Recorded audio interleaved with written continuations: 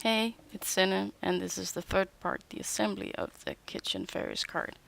Now I've got all my color pieces out, and I'm fitting them together. I'm gonna make this fairy hold a piping bag, which actually does look nice when it's just flying over the counter.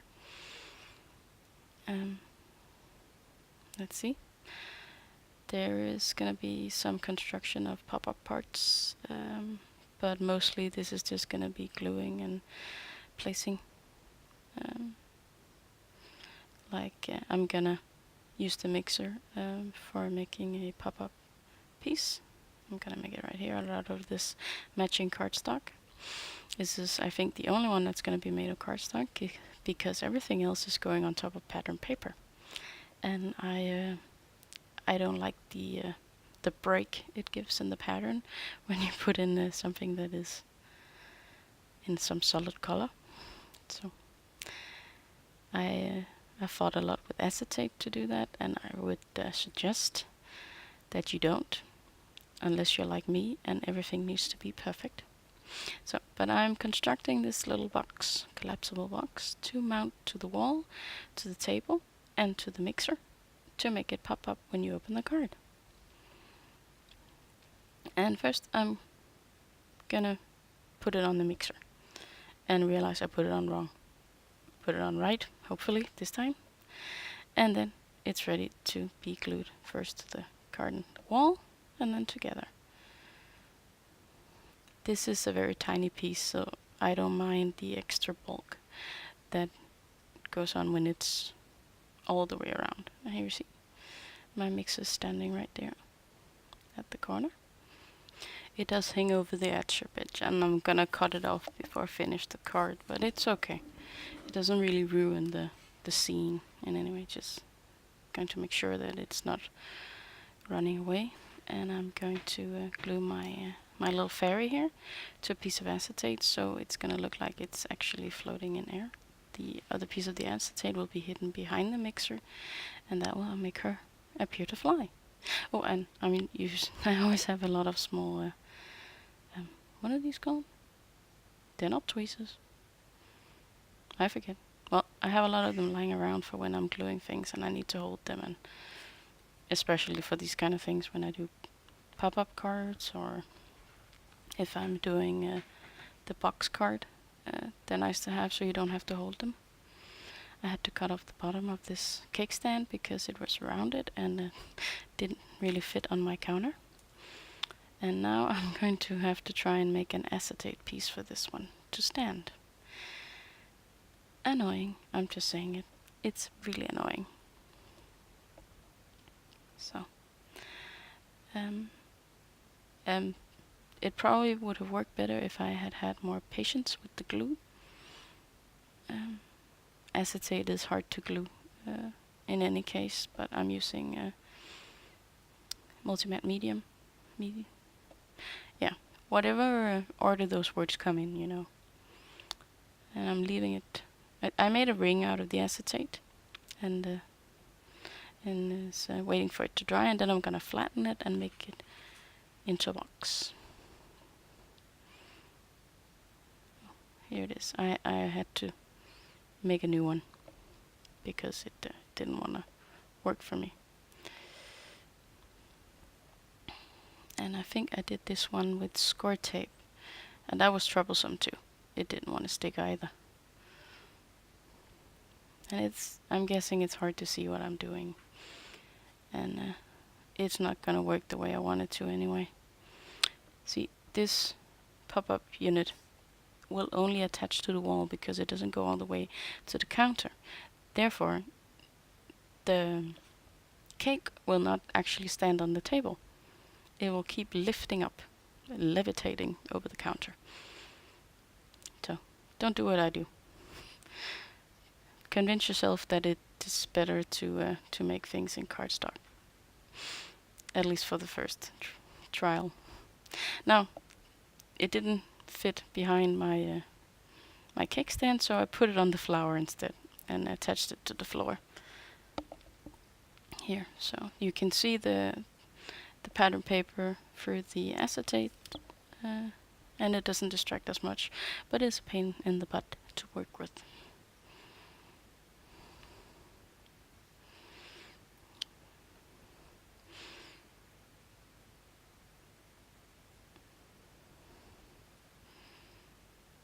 And the flower is not flat either, so it does have a tendency to lift off the ground. And I'm gonna make a tiny pop-up module for this can of frosting, so that it doesn't stay flat to the wall. That's the whole point, isn't it, with a pop-up card? Everything has to look dimensional. And first I glue it to... okay, where did it go? I first glue it to... is it the table or the wall? I can't remember. I think it's the wall. No, it wasn't. It was the other way around. And then I flatten it to glue it to the wall. I glue it to the counter and then I glue it to the wall.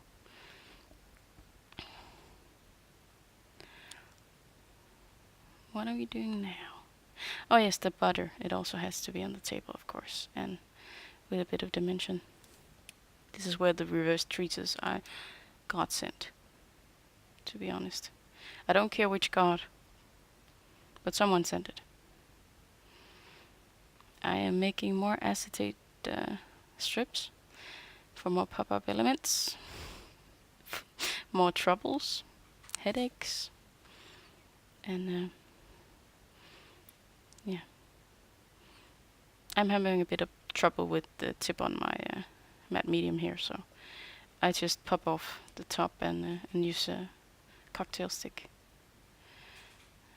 It's a wonderful tool. I always have a lot of them at my table. I learned that actually in the kitchen, that these are wonderful for all sorts of things. Just gonna attach the flat element here to the floor. My messy fairies are not very good at keeping their kitchen clean and sanitized, like putting the flour on the floor. What's that all about? And utensils on the floor. I'm gonna make some cracked eggs as well. But they will be one of the last things to do, because I need to use some medium that is sticky, and if I put the sticky on now and I close the card when I make more elements, then I'll be in trouble. Oh, these eggs will be whole and on the table, so I can attach those while I wait for the glue to dry on the cake.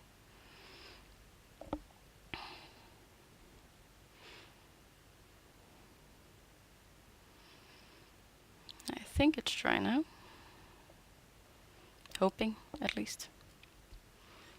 I am thinking I folded it. Yes, I am starting to fold the box that goes behind the cake.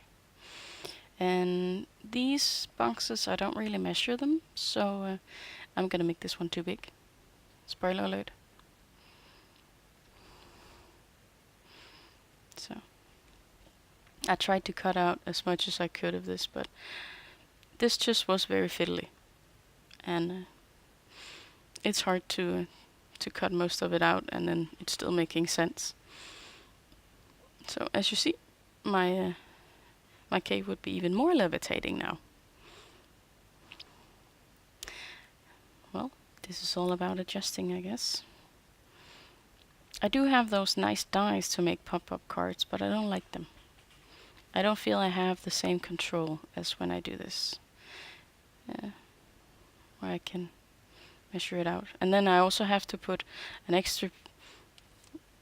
It's like making two cards. You have to put an extra piece of card around the one you already made. And, well, I'm just not a fan.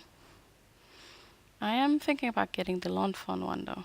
The one where you can now get add-ons to make it the sea or trees and hills and stuff. That one could be nice to have.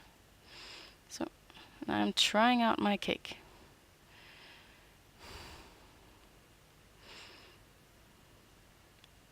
And what am I doing now? I think I am attempting to mount the second fairy.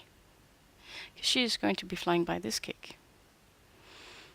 Unfortunately, the card limits how far away I can put her. It's kind of bad.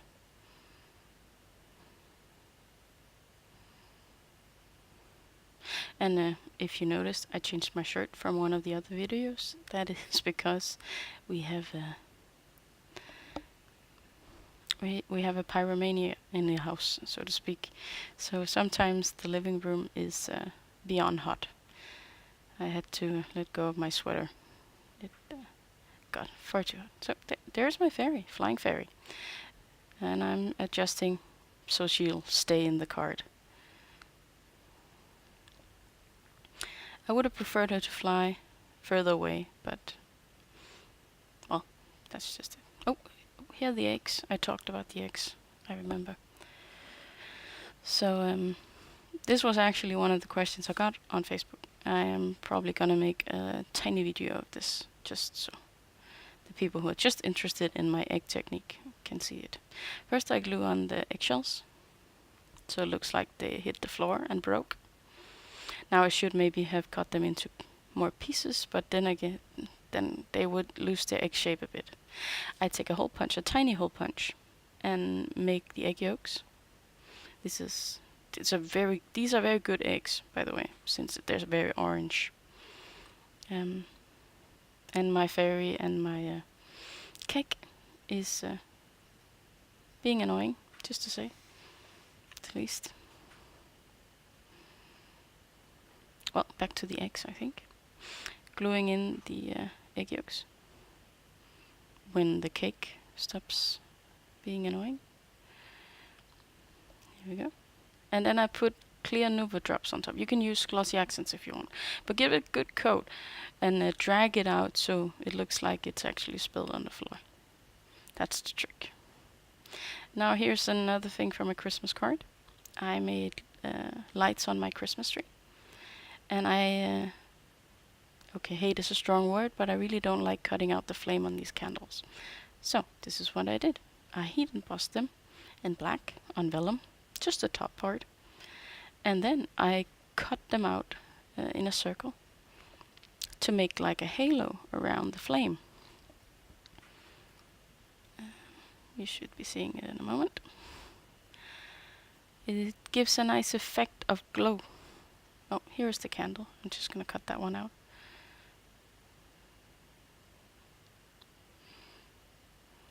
And I really think it adds to it, and then you don't have to fiddle with cutting around it. It's easy to cut out the candle because it's square, but the flame, it's annoying. I'm going to draw in the circle because it has to be quite small, but it's hard. I have looked at bigger punches than the ones I have. You saw my hole punch before. That one doesn't have one big enough, so I'm trying to find the right size so it'll be easier for Christmas. But this is what I do. This is how I make the candle easy and glowing. And then, since it's vellum, you can color it with the alcohol markers, which I'm gonna do when it's dry, completely dry. And the candle is going on the front of the card. And I'm just fiddling around. I watch a lot of Karen Bernstein videos, and she also always says to lead in with what you have on the inside. So I'm gonna use this strip I had left over from the counter, and putting some white behind it.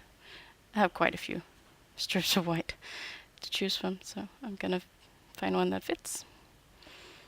And just reusing the colors of this, and then I have one fairy and a cake, and a light for the cake, and a fork for the fairy, so she can eat the cake, because of course she is invited to this birthday party, where the fairies made a surprise cake for, I'm guessing, whoever's birthday it is. So here's the candle. I'm gonna color it on the back with my Shinhan Touch Twin markers. Trying to figure out which color is dark enough to actually show through the vellum.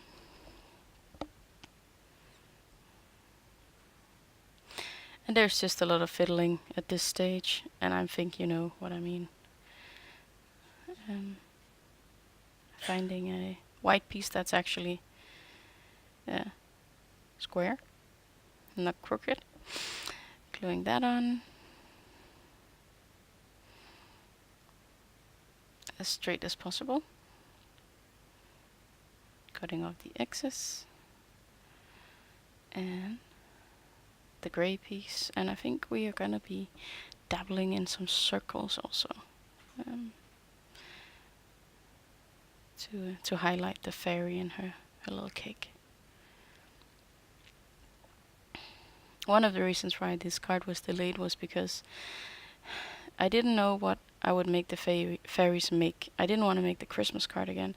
And then someone made a card I saw on Facebook where I saw that the cakes actually fitted very well with the set.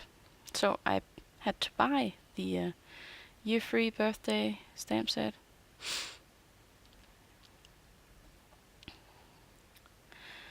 What am I? Oh, I'm making more circles. A circle and a circle with a fairy on top. So that was another delay factor, getting the cake.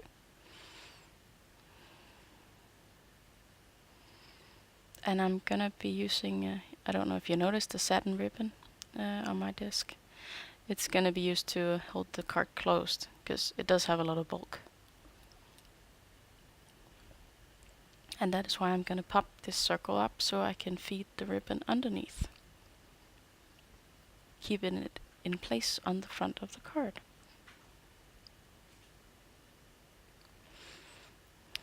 So here we go. Remembering to put it right so I can feed the ribbon underneath. And I think actually, yeah, it's a bit to one side, but it doesn't matter because I'm gonna put the bow on one side of this anyway, so it's gonna pull off the balance like this. And then the cake and the candle, the fairy and her fork. Now I did make extra forks, and the bowl, I couldn't find any space for it on the card, so probably gonna, hopefully gonna use it on another card.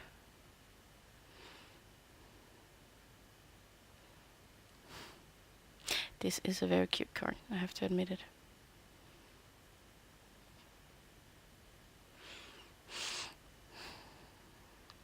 I don't know what I'm doing off screen, and I don't know why I didn't cut it out of the video. Oh, I had to find the wing of Stella, of course.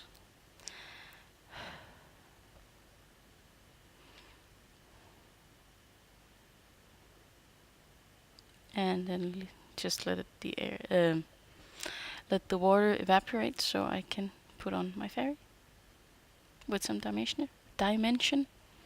It's a good thing this voiceover is soon finished, because I think maybe I'm starting to talk gibberish a bit. I'm sorry. We are nearing the end here. Now I just need a few sentiments, and for that, more lawn fawn, as you see here. I'm keeping with this green theme. I did contemplate making it a blue theme, but that's why I asked one of my roommates, and she said that the green would be better. I made the Christmas card in the red theme, and all the little fairies had Christmas hats on. I did think about making hats for them, party hats that is, for this card, but then they would have poked out even more when I had to make them fly inside the card. So this was easier.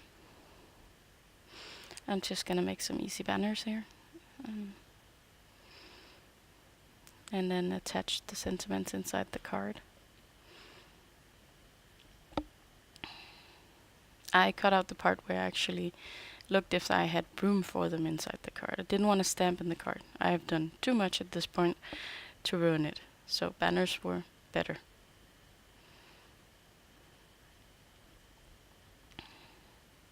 And this piece of tape is just, it's gold when I am trying to cut something this small. So one goes at the bottom and one goes on the top. I'm gonna make flag ends here.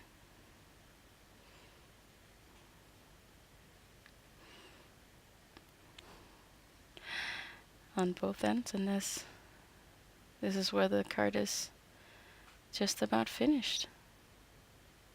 This did take a long time, I admit it, and you've been patient watching all of this.